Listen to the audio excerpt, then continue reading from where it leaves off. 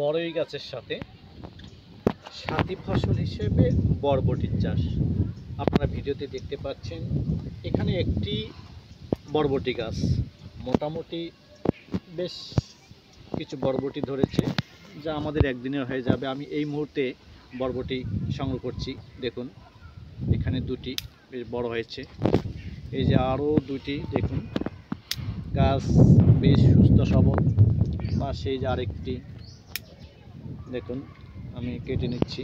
এই যে আরও একটি, বলা যায় খুব সুন্দর।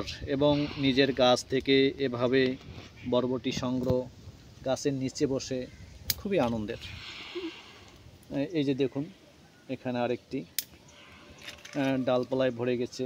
এই যে এই দিকে দেখা যাচ্ছে, দেখুন এখানে দুটি, আরও এই দিকটায় আছে। এখানে বেশ, এই যে মুহূর্তে আরও এইদিকে আছে। এখানে একটি মোটামুটি দেখুন এক গোছা। এখানে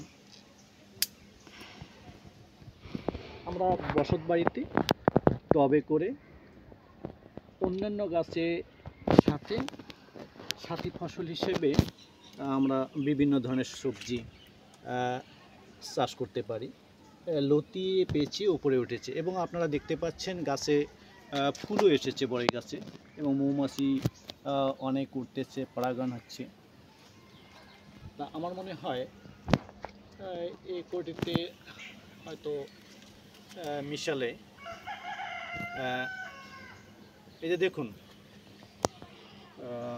অন্যান্য সবজির সাথে মিশিয়ে হয়তো একবেলা হয়ে যাবে। কুমড়ো ফুল সংগ্রহ করেছি আর বরবটি। ধন্যবাদ সবাইকে।